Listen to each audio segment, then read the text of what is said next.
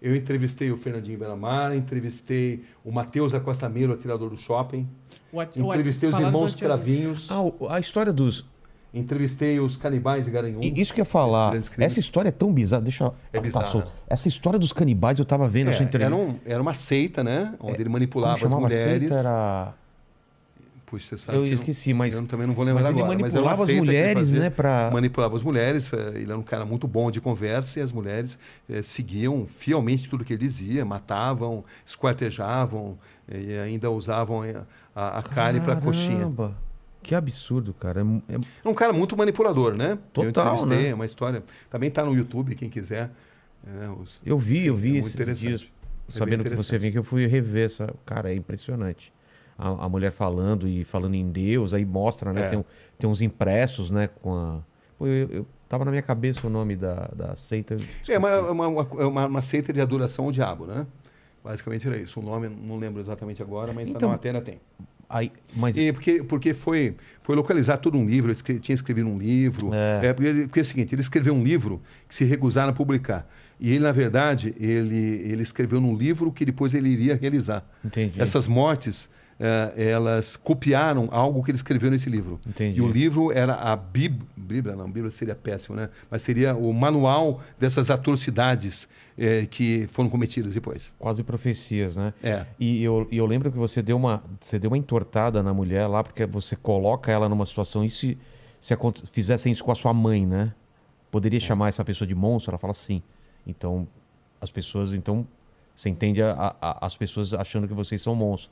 E eu achei isso porque ela não percebeu que ia para esse lado a pergunta depois, né? E aí ela se dá conta, né? Quando você está nessas entrevistas, é uma guerra mental. Né? Você vê que eu não levo, como você também não, né? Não levo anotação. Porque você não pode perder o olho no olho. Exato. Entendeu? Porque o body language, né? A linguagem corporal. As grandes perguntas, elas nascem de respostas incompletas, aonde você às vezes muda totalmente... Ou de silêncios, né? Silêncio, pausas. Você muda totalmente o encaminhamento da entrevista mediante algo que foi contado. Mas para isso você precisa estar muito atento. E você não pode perder, você não pode baixar os olhos, senão você perde o contato com a pessoa.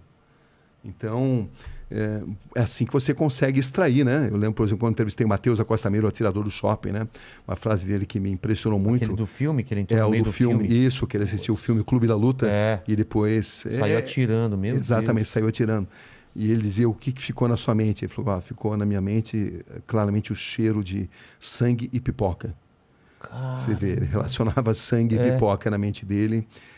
E nunca se arrependeu do que fez. Essa é a verdade. Psicopata não se arrepende. Porque ele pode até falar que se arrepende porque eles são inteligentes, são frios e notam que precisam falar muitas vezes o que as pessoas esperam ouvir. Entendi. Mas psicopatas não têm cura. Caramba. O Vulkslock 22, olá Inteligência Cabrini, gostaria de saber, existe uma enorme romantização da criminalidade do perfil das pessoas que cometem crime, mas na experiência, qual a sensação e lição que tira de toda essa experiência com eles? Existe algo a ser aprendido com a mente dessas pessoas. Traumas de infância, ou não. Sempre tem um gatilho ou não? Às vezes sim, às vezes não. Não é exatamente automático. Muitos usam isso como algo para justificar o que fizeram, entendeu? Como um trauma da infância, né? Então você precisa penetrar muito nessa mente, e penetrar na mente de um psicopata é tarefa complicada, mas boa parte deles padece do bichinho, do veratismo, da vaidade, e é quando você consegue extrair muita coisa. E eles gostam também de submeter a capacidade deles de manipular a sua capacidade de perguntar. Então, eles estão sempre tentando te manipular a perguntar o que eles querem responder. Com certeza, com certeza. É um jogo mental violento, onde você precisa ter o máximo de concentração. Senão você faz exatamente o que eles querem, né? Você faz, senão você não surpreende. E eu costumo usar muitas vezes a tática de repetir determinadas perguntas em situações diferentes para extrair respostas diferentes. Entendi. Por um deslize emocional. Até mesmo psicopatas podem ter deslizes emocionais, embora eles tenham tanta dificuldade de se relacionar com emoções. Entendi. Entendeu? Então, é algo que você vai aprendendo, né? Você vai aprendendo e você vai lendo nas pessoas, no olhar das pessoas, nos gestos que elas fazem. Elas vão emitindo sinais. Às vezes elas estão morrendo de vontade de contar uma determinada verdade, desde que você consiga entender esses códigos. Ou outras vezes não. Como se fosse um prêmio que você precisa merecer, exatamente. merecer intelectualmente para ela te revelar aquilo, né? Por isso que eu acredito muito em perguntas curtas e grossas, perguntas grandes demais, dão chance para a pessoa pensar no que vai responder. Entendi. Enquanto você está falando na sua pergunta, ela já está, vou falar isso, né? Entendi. Entendeu? Não. Então, a pergunta curta e grossa, muitas vezes, de sopetão, é uma grande arma. Mas também a maneira de entrevistar o Rogério não é a maneira de entrevistar o Mandíbula. As pessoas têm personalidades diferentes.